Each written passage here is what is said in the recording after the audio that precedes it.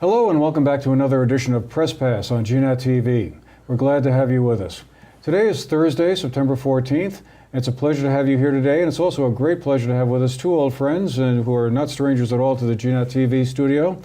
We have with us today Anne Galloway, who is the founder and editor of VTDigger.org, one of the, I say, premium news gathering organizations of the state, and Greg Sukanik, who is the editor of the Manchester Journal. I wanted to say, Greg, I understand there's a change of title, though, involved. There's a small change in title, incremental. As of July, I'm also the Vermont managing editor for the Bennington Banner and the Brattleboro Reformer. So I'm responsible for those newspapers as well as the Journal now. And what we're going to be doing is we're going to be adding another newsroom, another editor to the Journal, so that we'll have some more help here. And that's going to allow me to do more of a 30,000-foot view of our papers in southern Vermont. So hoping that will help improve quality and improve our coverage. All right, well, great, and congratulations are in order then, sounds like. That's terrific. All right, really looking forward to it. Well, we're really fortunate to have Anne Galloway here with us today, who's made a trip down from Montpelier to give a talk tonight in Bennington on fake news at the Lightning Jar, I believe, down there. And so we're going to shamelessly take advantage of that fact, Anne, and sort of invite you to tell us a little bit about what you'll be talking about tonight, and kind of fill us in on fake news in general. Where are we at? This is a term no one had heard about probably 18 months or so ago, but it's pretty commonplace now.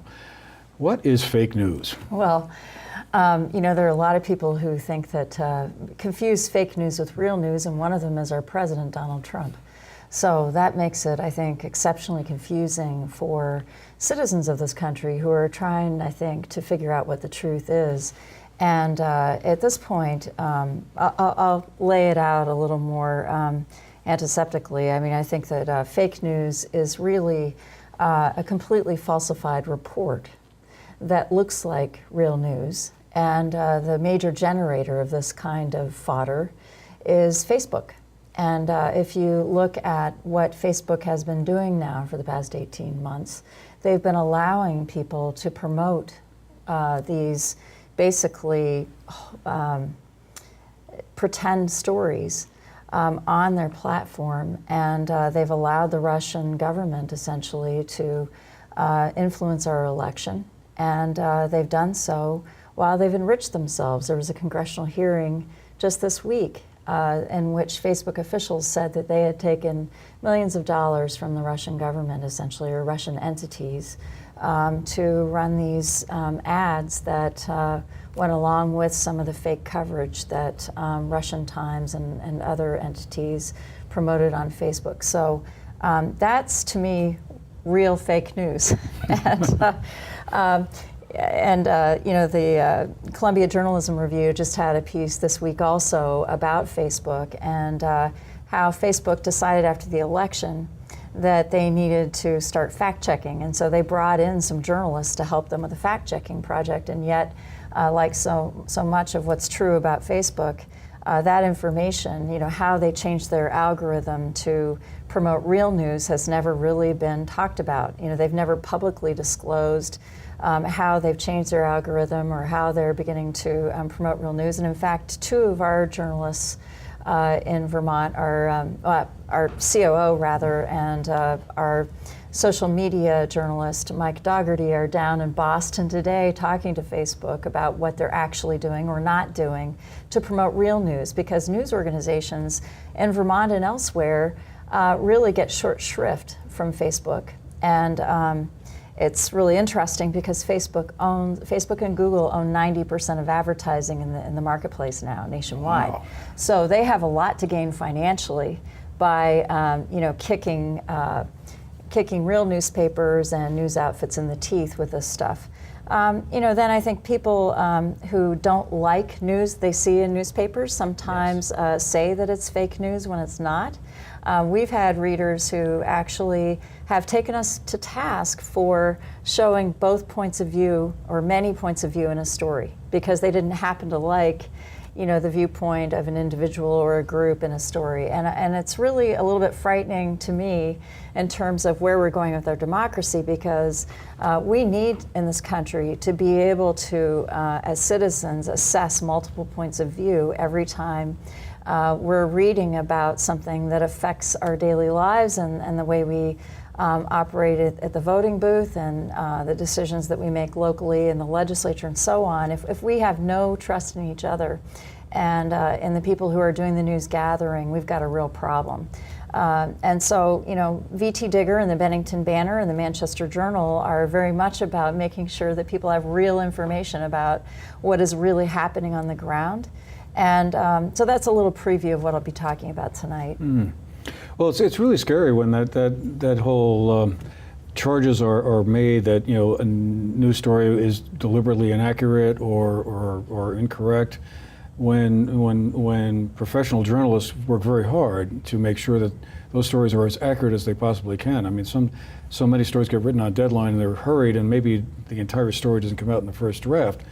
But it's not like there's this vast conspiracy out there where, I don't believe anyway, where news is being concocted to promote one point of view. Well, I think that members of the public have no idea how hard we work to get it right. And a case in point is the joint project that we published a few weeks ago, and I know we're going to talk about this more later, but both Jim Therrien and Mike Polhamus, the reporters who worked on Teflon Town, our series about the toxic situation that was left behind by the ChemFab factory in North Bennington.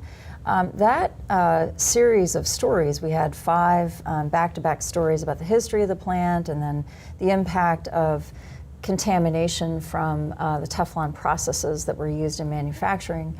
That 5-part series took us more than 3 months to produce. And in fact, Mike Polhamus, the reporter at Digger, spent many, many months poring over thousands of records to make sure that he was able to portray what happened in terms of the state oversight of air emissions and the lack of oversight there accurately. We interviewed dozens of people for that series. And so, it's a little disheartening to think that, people don't take the work that we do very seriously, because we certainly pour a lot of resources and effort into stories that we write, not only the series like that, but in our daily reporting as well. We have editors who are fact-checking, asking reporters questions to make sure that they're being accurate. We listen to readers who send us emails or who comment. If we make a mistake, we correct it. But we work awfully hard to make sure we're accurate in the first place. Greg, I'd be interested to hear your thought on this. I mean, one theory I've had about some of this is that it's kind of like everyone thinks their local paper is good, but it's the New York Times and the Washington Post or CNN or one of the major networks that somehow or another gets off kilter. Well, it's funny how is there a dichotomy, do you think, between local and more nationally based? Well, it's funny when people sort of lump, as the media. They sort of talk about the media and sort of, but not you guys. But then again, when Ann was talking about the subjectivity with which people approach what's true and what's not true, and more alarmingly, the way people dismiss news that they don't like as fake news. That's sort of an easy get out of jail card. That, I don't agree with the ideology behind this person's position, so that's fake news. So I can just disregard that. That in turn, when you're talking about the kinds of effort, the amount of effort that's going into the work that we're doing, we're all old enough to remember when a real fabrication scandal would happen at, I think, one at the Washington Post, one at the New York Times in our lifetimes, and those are serious situations, and they were national scandals. So to have people accusing us of that sort of that level of wrongdoing on a regular basis is disheartening. But I think all we can really do is continue to serve the public interest. And democracy is messy, and it's if you just keep, there's the thing about this, and it's in terms of fake news and the way that the current administration is behaving. If you tell the same lie over and over again enough, people will believe it, and that's worked out to be We've seen that over and over again. So it's our job to get behind that and hold up that which really is true. So, but it's become more and more of an uphill battle. And while I haven't seen that come down to the level, percolate down to the level of the Journal or the Banner or the Reformer quite yet, I mean, I hate to say here and predict that time is coming, but it almost seems inevitable. Yeah, so we'll have a real fight in our hands. Yeah. That said, one last thing is, it is disheartening when you put the amount of effort that you put into a project like the PFOA project, like Teflon Town, and then worry about, well, how's this going to be received? Because you're hoping, you've poured all this effort into it, and you've come up with some great reporting and laid out the lack of state oversight, or the states looking to the side and not really dealing with what had to be dealt with as far as emissions. And then you're hoping that that's going to have an impact when you're putting that together, because otherwise, why would you do it? So I do hope that we don't get to the point where that kind of effort is in vain. Well, to be continued for sure. And Indeed. I'm sure your talk tonight, Ann, is going to be fascinating, and I would love to go down and listen to it. It would be great. Well, let's turn to some local things that have been going on, since our focus generally here is sort of like a look at the big stories of the last couple of weeks and chewing over on those. Greg, you and I were both covered the recent opiate rally in Manchester, led by a group of local ladies here who are fed up, as they put it, with lack of action on, I guess, the state and national level to combat the epidemic of opioids. Where do you see that all going? Do you think that that's going to be an initiative that gathers some legs and maybe, kind of is finally going to represent some kind of, turning around of this? I mean, it was part of a national it is, effort. To borrow an old rock and roll lyric, it's kind of like turning a battleship around. You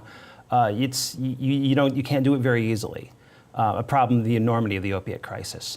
But if there's something to take away from that rally, and our Sharice Madigan did the reporting on that, it's the number of people who stood up and started telling personal stories about what their interaction with opiate addiction, either as family or personally, or loved ones succumbing to it. And one hopes that those personal stories people can identify. And that's one of the other reasons that what we do is important, because we do tell people stories. And this is, and this is certainly not fake news. People are struggling with this, but there's a stigma about opiate addiction still, and with addiction in general, because it is as a disease that does have some degree of personal choice in it somewhere in the background at some point. So being able to humanize those stories and get people to understand that this really is serious, and that we really do have to sort of pull together the various efforts that have gone on in silos and bring them together to really do the best job at fighting this epidemic. I think that was very helpful, and so I have some hope that that effort will bear some fruit. Whether it does or not, I mean, these initiatives sometimes they will continue. They'll build momentum. Sometimes they peter out. Mm-hmm. Because the opiate epidemic is so large and because it's not going away, I think that this has a halfway decent chance of gaining some momentum. And I was wondering, you and your team cover the State House like a wet blanket when they're in session up there. And, yeah, they feel like that too. they feel that way about it. I'm sure they appreciate it. I guess any sense that this is rising to some kind of level of, a priority among legislators? I'm not sure what they could do about it. This is such a multifaceted problem that any kind of legislative initiative is probably going to be, well, just tackling a small part of that. But I don't know. Do you perceive any kind of urgency around that, or something tangible they could do? Well, I think the most important thing that's happened in the past few months on this issue really is the fact that the Vermont Attorney General T.J. Donovan has glommed onto a national lawsuit against the pharmaceutical companies, and this issue is really kind of like the tobacco issue in the 70s and 80s, where people started to gain awareness around the long-term health impacts and the fact that the industry was partly responsible, for allowing people to smoke in a way that they basically weren't very upfront about the health effects. And I think that there's a lot of concern about prescriptions and how prescriptions are used by the medical industry, and there have been, some new regulations that have been put in place that have limited the amount of opiates that you can obtain at any given time when you leave the hospital. If you've had surgery or you're receiving treatment, it's possible that they could tighten that up more. Although that situation has already been tightened up so much that you have advocates who complain that if you leave the hospital, you've had hip surgery, or you're basically going into long-term care for a serious problem. There are concerns that people who are in serious pain aren't getting enough opiates, so there has to be balance struck there. It's possible that the governor and the legislature could put more money into opiate treatment programs or prevention programs.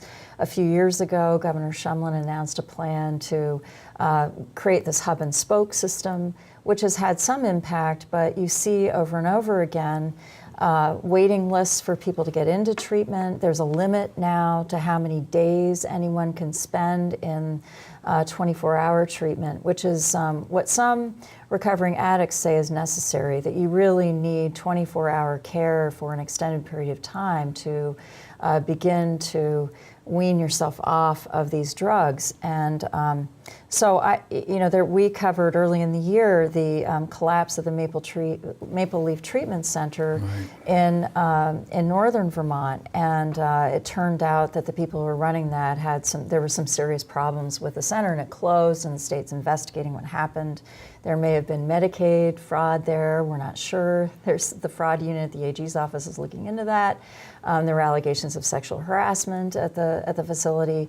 And that was really a shame, because that was the largest facility that provided inpatient treatment in northern Vermont. And since that center closed, a new one has opened up in Vergennes, and there are hopes that program will take the place of Maple Leaf. But in the meantime, over a 9-month period, you had people who weren't getting inpatient treatment. So the state needs to do more, certainly, to make sure that there are options for people who need different kinds of treatment. But it's such an intractable problem, because people often end up on Suboxone, this kind of low-level version of oxycodone and heroin and other drugs that are opiate-related, that are this treatment drug.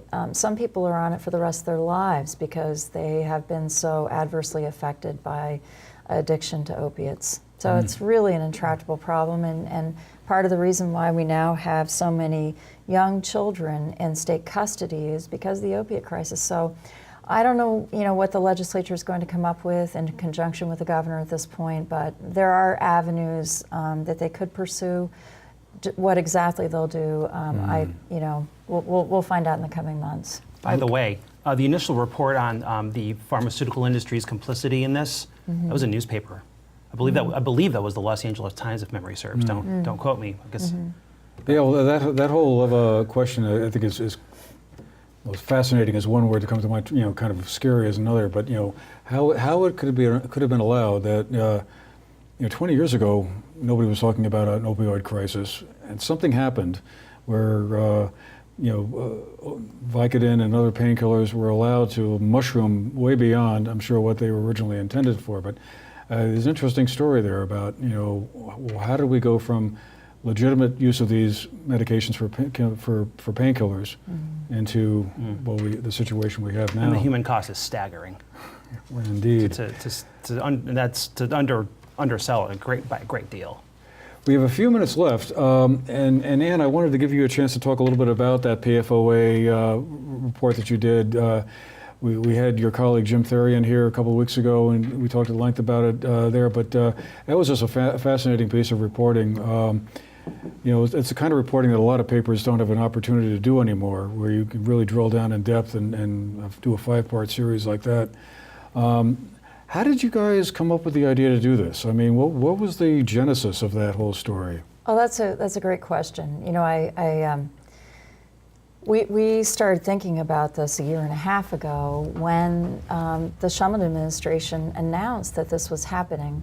And at Digger, we had been told that the Shumlin administration had released all the records from the period in question, which really was from the 70s right up until the mid-2000s. And Mike Polhemus started looking at those records in May of 2016, and he spent a couple of weeks really trying to figure out what was important. Often with government documents, it can be like a needle in the haystack, trying to figure out, what it is people were saying and why. And, when you look, in this case, we had thousands of records, and so he went through this material to try to figure out what was going on. And what he found was that, first of all, the smokestacks that they used were not burning emissions at the level that state statute required.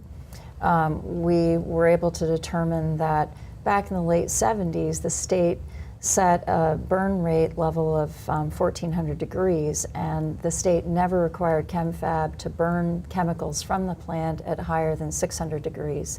And so that raised questions about whether the state was really willing to apply the standards that they'd set in rulemaking and in state law. And then there were other questions that came out around the relationship between the Agency of Commerce and the Department of Environmental Conservation and Governor Howard Dean. It turns out that Howard Dean had visited and spoken with ChemFab executives a dozen times over the course of a period of time in which he was governor of the state. And that's a lot, actually. That's a lot of communication for the chief executive of the state to have with a small company. I mean, ChemFab had about 90 employees in Bennington County during that period. So IBM, for example, during that period had 8,000 employees. One wonders how many times Howard Dean spoke with IBM officials, but in relationship to ChemFab, Sure and we didn't Yes. get to that question, but it seemed like he visited a lot with the ChemFab folks. Right. And the state basically bent over backwards to keep the plant in Vermont, and that's why they were worried about basically applying these standards, even after New York State came out with a memo saying, look, Vermont, you might want to pay attention to chemical emissions because we've discovered PFOA coming out of the smokestacks here in New York, and this is a really toxic chemical.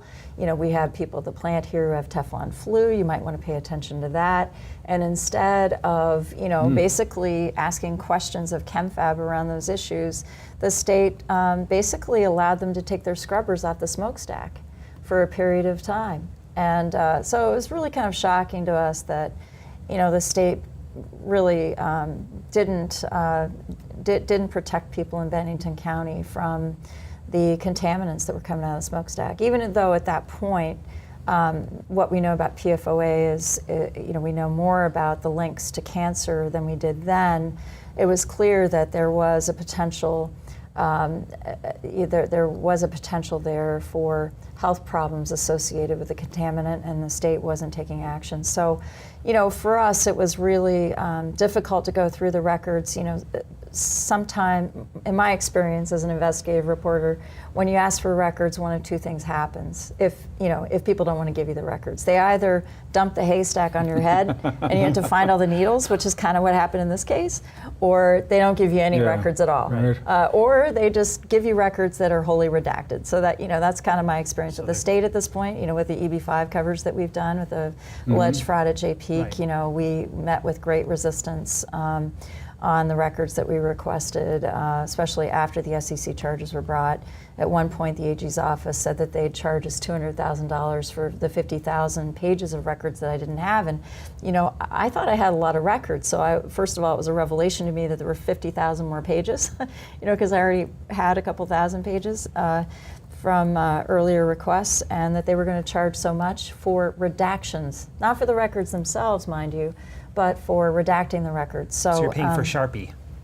Yeah. But no, well, actually, no. It's you're paying for. They don't even do that anymore. I actually like it when they use the Sharpie because then you have some material to work from. Right. No, they give you blank pages, or they give you whole sections of a page. You're completely blank, as opposed to redacting properly in under the Public Records Act, which is really just removing a word or two in the text. They don't do that anymore. They actually just they give you blanks, which I personally don't think is legal, but that's another. Sounds like the Freedom of Information Act needs to get an upgrade or Well, something. yeah, we're working with the ACLU on that, Yeah. on trying to press the legislature to make some changes. Yep. Really? And I have to say here that the service that you provide for the Banner and for the Journal and for the Reformer in doing this kind of project, the kind of man hours that it takes to do research and investigative reporting of this magnitude is simply something that smaller newspapers such as the Banner and the Journal or the Reformer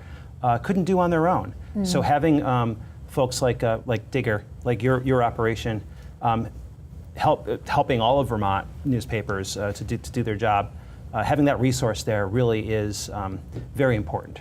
So we do appreciate the work that you've done. Well, thank you, Greg. I mean, the collaboration was fantastic. The Banner was wonderful, and Jim did a great job, and it was a true collaboration. We didn't have, there were no egos in the room. We were just trying to get this thing done for the public, and everyone worked beautifully together, and it was just a lot of fun. And we'll do it again. Good. And it's the public that's served. That's right. It's not, well, hey, gee, great. It's great to have stories I can put in the newspaper because I didn't have enough copy to fill the pages. But it's even better to have human concerns being addressed, like people who have wells that are now useless, people who have property that they can't sell. Yeah. I mean, this is the real fallout from people who have health problems. Yeah. These are people who have now putting their resources into what could be a lengthy and expensive lawsuit, class action suit. So, I mean, this is the real impact and this is the real public service that that we in this business do try to achieve. Just So remarkable in this day and age, and I realize a lot of this goes back to the 1990s and early 2000s, but that the state government would have looked the other way or have not been interested in, and after all, St. Gobain left North Bennington, in 2002? Yes. I mean, so this all happened 15 years ago, and still now, all this time. Well, so many more things we could all talk about, but it looks like our time is just about up, but I wanted to thank Ann Galloway, the founder and editor of vtdigger.org, and Greg Sukanik, the editor of the Journal and the Banner and the Reformer, and who knows what else down the road. That's enough right there. You're going to be busy for a couple of late nights, I think. Yeah, a lot of driving over Route 30. Right. And thank you as well for joining us today. This has been another edition of Press Pass on GNet TV. I'm Andrew McKeever, the news director here at GNet. It's been a pleasure to be with you today, and we'll see you again the next time.